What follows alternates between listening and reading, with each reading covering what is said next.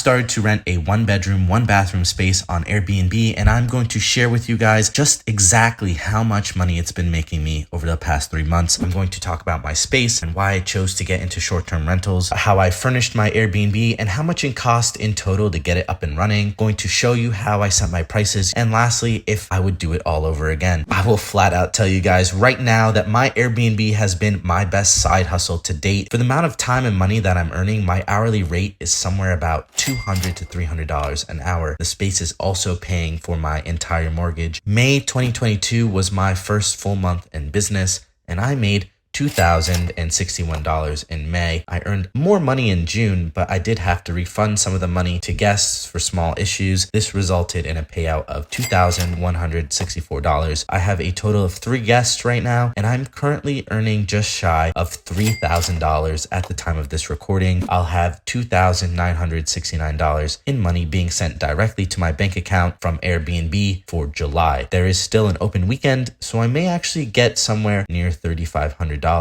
Depending on if somebody winds up booking that weekend. Thank you for listening to my quick intro, and please enjoy the rest of the video. So first, the why. Why did I portion off a section of my home to become an Airbnb? If you're new to my channel, I have a ton of videos on wealth and finance, and I like to talk about my side hustles, and one of them is now my Airbnb. I was very much interested in a concept known as house hacking. House hacking is essentially when other people pay for your mortgage and living expenses, allowing you to live for free or at least subsidize your lifestyle. And there are many well-known YouTubers who have flat out told you that they have house hacked, and that has been a way that they've gotten ahead financially, because imagine you don't have to pay for your rent or your mortgage. That is a huge monthly expense. Before I bought this townhouse, it was being rented for $2,600 a month, with the lower ground unit being subletted at $1,200 a month. And when I was touring this house, I was looking around the house and in my mind formulating, how can I house hack?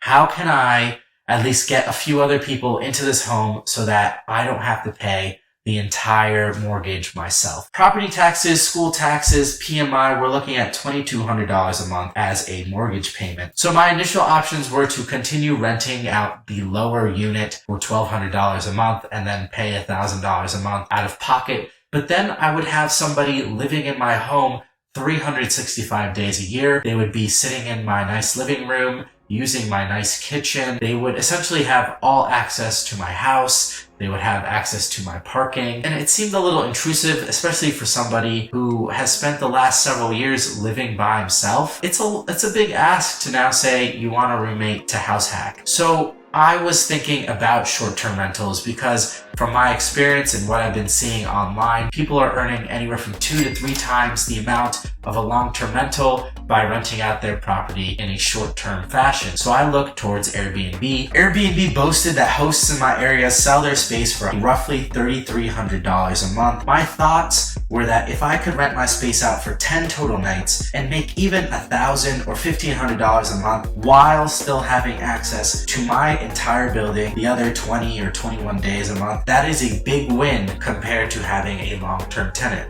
So in my mind, I would either have more access to my home and not have it rented out as much while making the same amount, or I would be making more than if I just had a long-term tenant. And that is sort of why I went the Airbnb route. So now that I told you guys why I set up my Airbnb, how did I do it? How did I set up the Airbnb? I researched a ton of stuff via YouTube, Reddit, and various online forums. I sort of immersed myself in Airbnb content. I was strategizing and thinking about this once again before I even closed for the home. I was doing my research because I wanted to hit the ground running as soon as possible. I mean, the moment I bought my house, I was buying furniture and things for my Airbnb before I was even buying it for my own home, guys. I still don't even have a couch in my house yet, but I have a fully furnished Airbnb that is earning me money. So that's sort of where my priorities went for this whole endeavor. And honestly, to a certain point, there's only so much you can learn from reading or watching videos.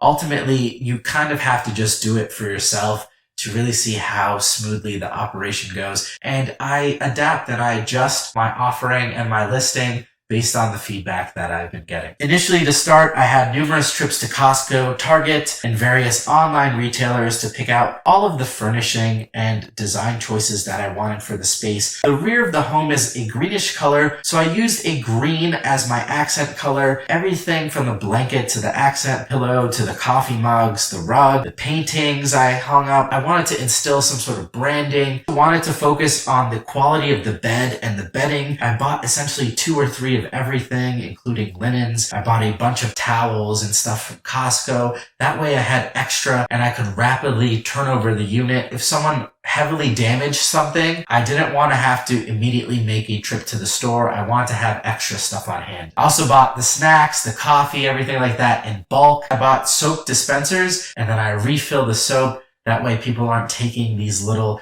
travel size containers. I put a lot of thought into how I set up my Airbnb. The total cost to furnish the 1 bedroom was about $5,000, which runs in line with what I've found online saying that you'll spend about $4,000 to $5,000 per room. So if you have a 3-bedroom Airbnb, you're looking at spending about $15,000 to furnish it if you were to start from scratch. This is not a hard, fast rule. I'm sure you guys can go to a thrift shop or search for things on Facebook Marketplace, eBay to save a lot of money. This is just sort of how much money I spent because I just wanted to go buy stuff new. I wanted to buy decent quality things that I wouldn't have to go replace right away. Wanted the guests to feel like they were getting some form of quality without me also shedding a tear if somebody broke something because it was very expensive. I had a rider on my homeowner's insurance for $110 a year, and it covers my entire Airbnb operation. I'm happy that everything's kind of tucked into my regular home insurance policy. I'm going to now talk about my strategy and my pricing for my Airbnb. I don't really have tourists from all over the world stopping by my area to sightsee. The types of people that come to my area have a purpose, they have a destination,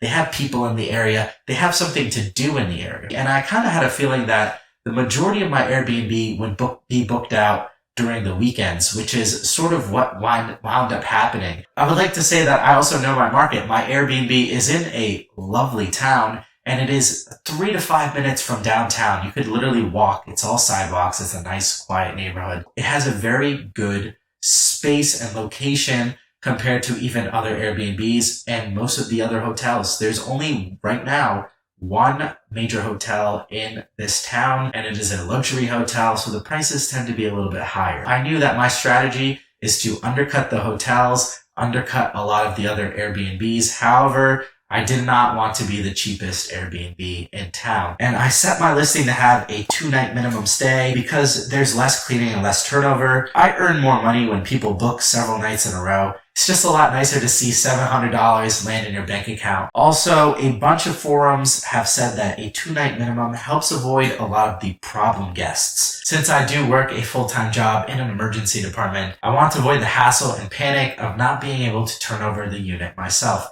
That is another reason why I did 2 nights minimum. I also noticed that a lot of the Airbnbs had cleaning fees of $125 for a guest stay or even more. And I'm assuming that's because many of them had slightly bigger properties, but also were probably outsourcing their cleaning. And people do tend to take a loss on their cleaning fee. I was going to undercut the competition by cleaning the unit by myself, and I charge for $50. And it takes me about an hour, maybe an hour and a half to clean the unit. Also, the $50 covers me replenishing expendable things such as the toilet paper, the coffee pods, and various other things around the Airbnb, the extra electricity and water used to wash all of the linens. So that's just a good overall extra amount of money for my business that I want to pocket rather than pay somebody else. I use a program called Price Labs to price all of my nightly rates. It takes a lot of the guesswork out of the pricing. However, I did notice that Price Labs was a little aggressive initially if I did not set a maximum price for my Airbnb listing. And guys, if you want to use Price Labs, I have a referral code down there. So what are my results? How much money am I making from this 1-bedroom, 1-bathroom Airbnb? I have a guest here that is staying for 3 nights, and she paid a total of $631, $50 going towards a cleaning fee, $451 for all of the nights stayed, and occupancy taxes, and I in turn am getting just about $500. I also have another guest who's staying for about 2 weeks that I sent a special offer for $1,800. That does include the cleaning fee. So the guest paid $2,330 and I am getting about $1,800 from that. So these are the types of bookings and type of money I've been making on Airbnb. It's pretty insane. And yeah, at this rate, I expect to earn anywhere from say $18,000 to $25,000 a year. That is a good amount of extra money, especially when you consider my time commitment. I think I spend anywhere from 1 to 2 hours per guest, and I have 4 to 5 guests per month. So that means that I'm spending anywhere from 8 to 10 hours a month on this Airbnb. I'm earning $200, $300 an hour.